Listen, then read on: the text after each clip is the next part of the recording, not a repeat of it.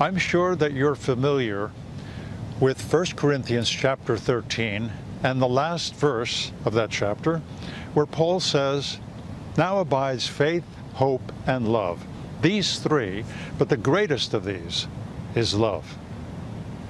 In this discipleship video, we're going to be talking about love this week and next week. This is really the largest single item on the planet.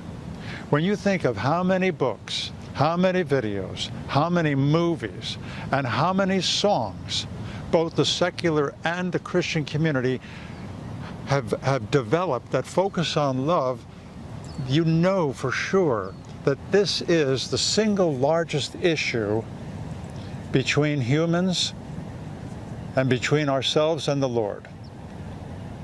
In fact, without love on the planet, we get war. With love on the planet, we get peace.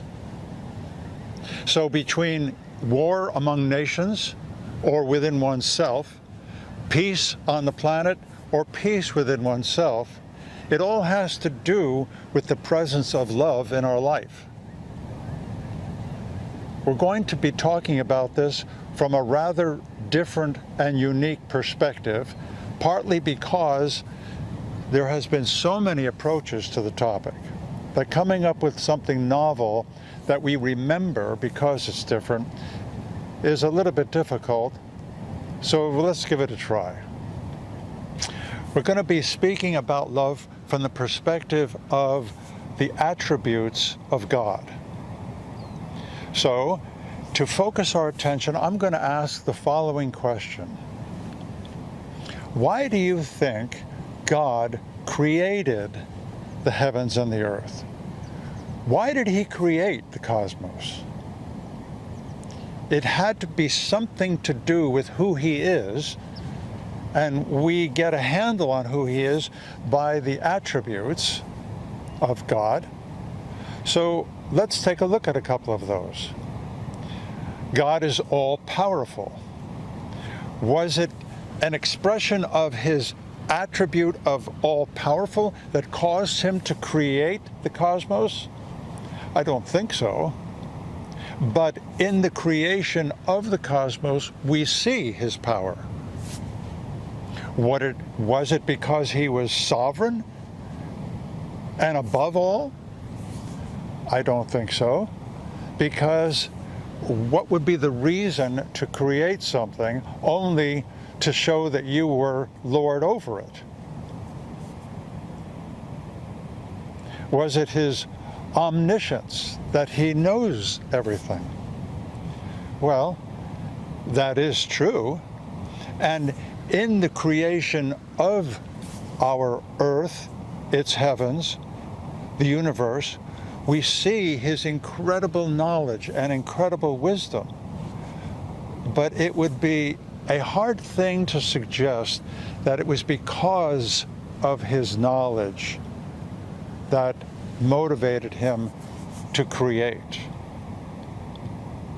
We also know that God is self-sufficient, that He is complete within Himself. This speaks to the infinitude of God. So why would God create the universe if He was already complete? The universe would not be able to add anything to God. He is already infinite. The creation of the universe does not add to God, but it expresses God. There is another attribute, the immanence of God. But God is everywhere and in all things.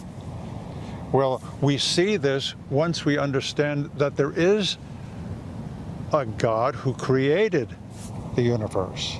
A.W. Tozer expresses this in the following way.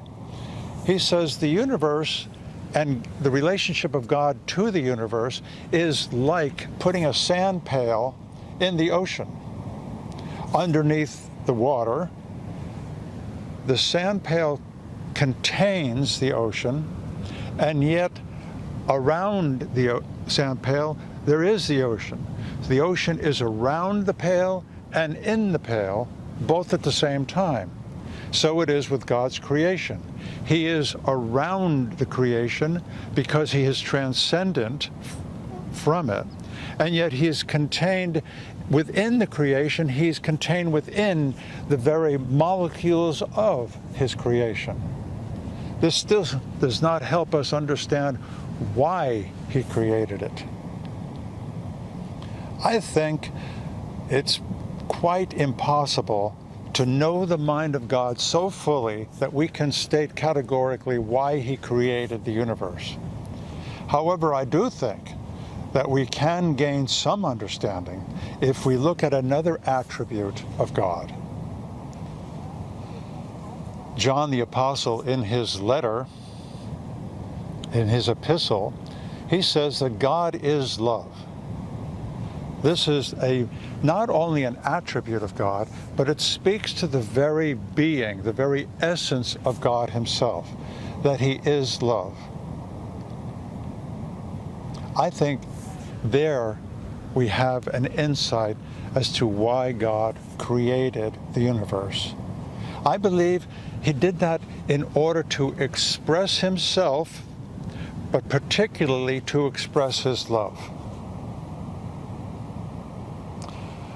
When we read Genesis, we understand that prior to the creation, the Garden of Eden, and the placement of Adam and Eve, we see another character present.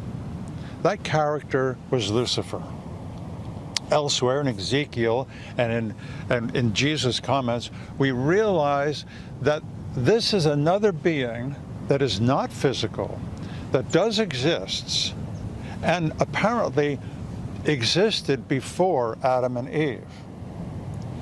This sets a different dynamic in motion and gives us another insight into the nature and character of God's love. Donald Gray Barnhouse, in his book, The Invisible War, really unpacks this concept of the rebellion of Lucifer and God's manifest wisdom that Paul was talking about in the 4th chapter of Ephesians. And he shows that there is a greater perspective to what's happening here on our planet than meets the eye. And for that reason, we have ascended in our graphic to show you a different perspective on waves and sand. From this lofty perspective, we see a great drama continuing to unfold between the sovereign God and the upstart rebel, Lucifer, fallen, now named Satan. We do not know how long Lucifer and other angels existed before the creation of man in the garden. The Bible does not indicate how long that occurred, but it doesn't really matter. Man became to Satan a pawn.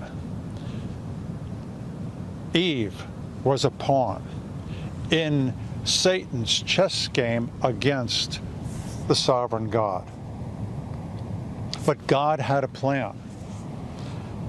And as Paul unpacks in Ephesians, when he speaks about the reconciliation of the world to God, God's plan was to show his manifest and multi-dimensional wisdom before the principalities and the powers that we cannot see that exist in the spirit world beyond us. We are just part of a great cosmic drama unfolding. But let's get back to love. I have an associate in ministry, and he defines love in the following way. Love is the self-initiated motivation to deny oneself for the benefit and sake of another's well-being. When we think about that, and we think about God's love, we begin to see a movement that God has been making. And the movement is towards us. God's love expresses another side of himself that without sin, without evil, really could not have been expressed. If we understand that love is the self-initiated motivation to sacrifice, there has to be a reason why a sacrifice is necessary. Consider a mother with a young infant. If the infant has any danger around the infant, the mother will sacrifice her life, if need be, for the sake of the infant. There is love demonstrated on the human level for a mother for a child. In the same way, through the presence of evil, man fell, and it is God, the loving Heavenly Father, who, out of his own self-motivation, self-initiative, now begins to make the sacrifice. And in the course of time, this drama unfolds. And through prophecies and types and shadows of the Old Testament and so on, we see Christ coming to make that ultimate sacrifice.